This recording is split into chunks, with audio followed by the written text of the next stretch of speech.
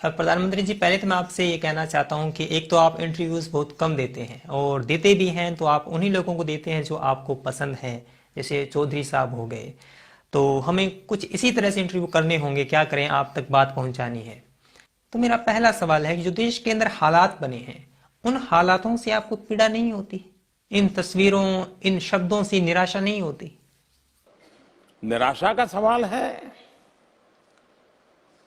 मैं समझता हूं कि जब खुद के लिए कुछ लेना पाना बनना होता है, तब वो आशा और निराशा से जुड़ जाता है।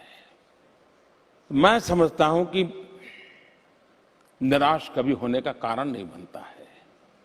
आपको मालूम था कि देश के अंदर कोरोना की दूसरी लहर आ चुकी है और हालात दिन ब दिन बिगड़ते जा रहे थे, उसके बावजूद आप बंगाल के अंदर रैलियां कर रहे थे।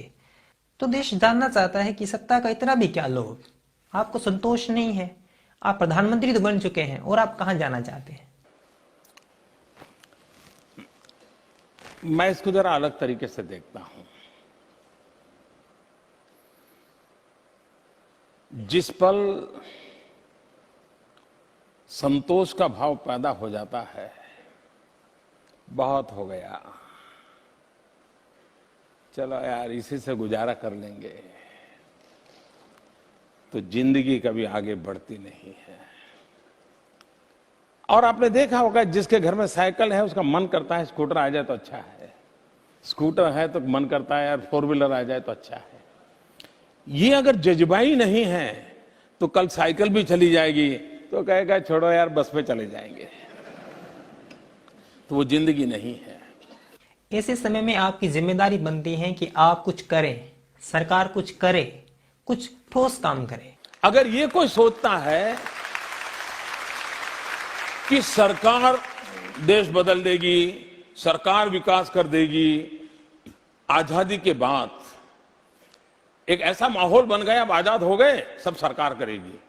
और मुझे खुशी है कि आज 125 करोड़ देशवासियों के दिल में एक उमंग, उत्साह, आशा, अपेक्षा ये उभर करके बाहर आ रही है। वरना एक कालखंड था, निराशा की गर्त में हम डूब गए थे और ऐसा कि चलो छोड़ो यार अब कुछ होने वाला नहीं है, होती है चलती है। और मुझे खुशी है कि हमने एक ऐसा माहौल बनाया है कि लोग हमसे ज्यादा अपेक्षा कर रहे हैं। गुस्ताखी माफ करें मोदी जी, लेकिन अब देश उपदेश नहीं सुनना चाहता, पूरा देश आपको दोष दे रहा है। आपने परिवार में भी देखा होगा, 3 अगर बेटे हैं, मां बाप तीनों को प्यार करते हैं, लेकिन काम होता है तो एक को कहते हैं अरे यार जरा देख लो, जो करेगा उसी को तो कहेंगे ना।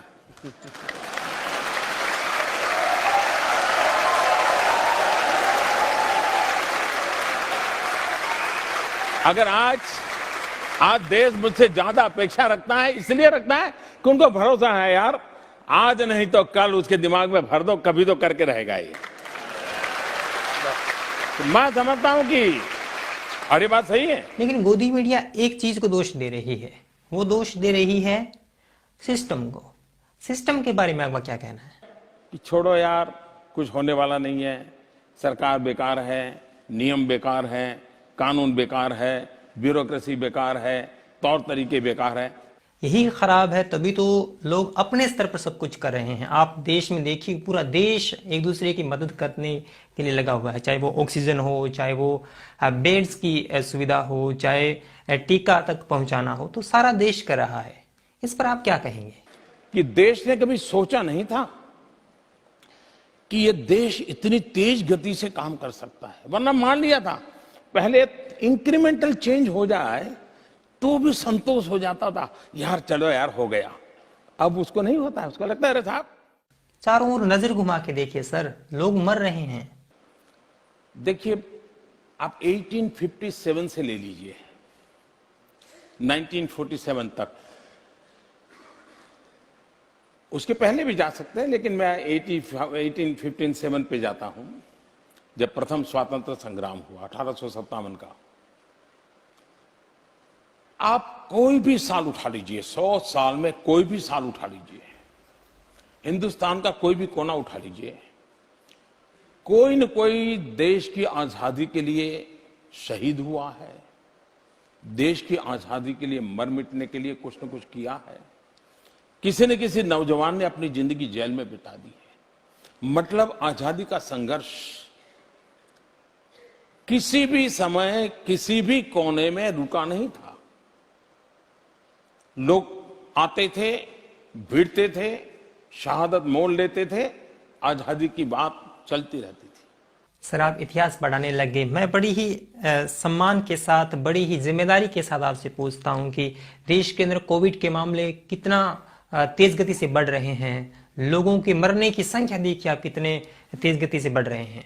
मैं दूसरे प्रकार का इंसान हूं। मैं कभी कभी कहता था, अगर एक ग्लास में आधा भरा हुआ है तो एक व्यक्ति मिलेगा जो कहेगा ग्लास आधा है, दूसरा कहेगा ग्लास आधा भरा हुआ है, एक कहेगा आधा खाली है। मुझे कोई पूछता है तो मैं कहता हूं आधा पानी से भरा है, आधा हवा से भरा है।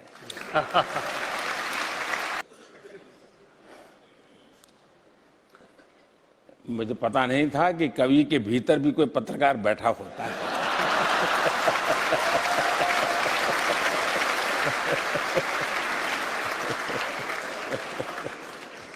सवाल तो पूछने होते हैं सर, यही लोकतंत्र की निशानी है और आपको जनता ने वोट दिया है।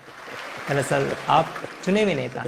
लोकतंत्र ये कोई कॉन्ट्रैक्ट एग्रीमेंट नहीं है कि मैंने आज थप्पा मारा, वोट दे दिया, अब 5 साल बेटे काम करो, 5 साल के पूछूंगा क्या किया है, वरना तो दूसरे को ले आऊंगा।